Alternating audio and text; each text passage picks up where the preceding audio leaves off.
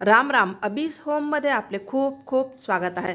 चातुर्मास प्रारंभ झाला तर बरेच जण या काळात लसूण कांदा खात नाही, तर तुम्हा सर्वांच्या आग्रहाखातीर लसूण कांदा विरहित सात्विक रेसिपी मूग डाळ घालून चविष्ट गिलक्याची म्हणजेच घोसाळ्याची भाजी कशी करावी ते पाहणार आहोत. तर सकाळच्या किंवा रात्रीच्या जेवणात किंवा स्कूल टिफिनसाठी, ऑफिस टिफिनसाठी एकदम परफेक्ट रेसिपी आहे. चला तर रेसिपी पाहूया.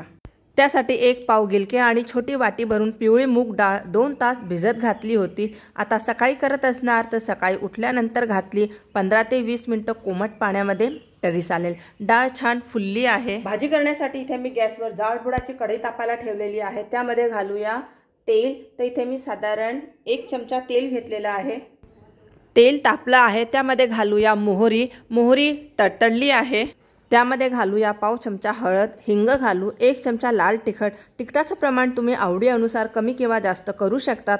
पाव चमचा गरम मसाला. आवडत असल्यास तुम्ही यामध्ये धणेपूड घातली तरी चालेल. मिक्स करून घेऊ. भिजत घातलेली मूग डाळ घालून व्यवस्थित पुन्हा मिक्स करून घेऊ.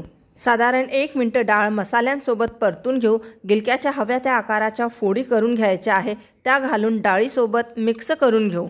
चवीपुरतं मीठ घालून मिक्स करून घेऊ. आपल्याला पाणी न घालता भाजीवर झाकण ठेवून त्या झाकणामध्ये पाणी घालू, म्हणजे काय होईल, भाजी खाली लागणार नाही आणि भाजी वाफेवर छान शिजेल. साधारण 5 ते 6 मिनिटं आपण भाजी शिजवून घेणार आहोत. मध्ये मध्ये आपल्याला भाजी बघायची आहे, नाहीतर भाजी खाली लागून करपू शकते. गॅसची फ्लेम आपल्याला लो किंवा मीडियम ठेवायची आहे. 4 ते 5 मिनिटं झालेले आहे. भाजी पाहू तर हे बघा, भाजीला बऱ्यापैकी पाणी सुटलेलं आहे. गॅस आपल्याला लो ठेवायचा आहे आणि भाजी व्यवस्थित मिक्स करून घेऊ.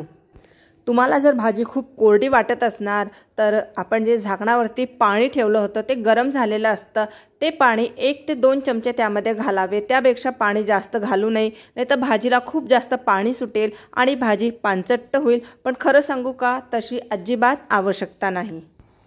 पुन्हा झाकण ठेवून 4 ते 5 मिनिटं भाजी आपण अजून शिजवून घेऊ.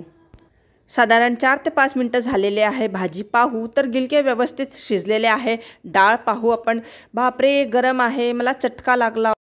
मूग डाळ पाहू आपण, तर मूग डाळ पण व्यवस्थित शिजलेली आहे. यापेक्षा मूग डाळ आपल्याला जास्त नाही शिजवायची आहे. तुम्हाला जर असं वाटत असणार की मूग डाळ ठळक आहे तर तुम्ही 1 ते 2 मिनिटं अजून डाळ शिजवली तरी चालेल. पण खरं सांगू का, तशी काहीही गरज नाही आहे. डाळ व्यवस्थित शिजलेली आहे. तर इथे गॅस बंद करूया. टिफिनसाठी मस्त झटपट होणारी मूग डाळ घालून गिलक्याची भाजी बनवून तयार आहे.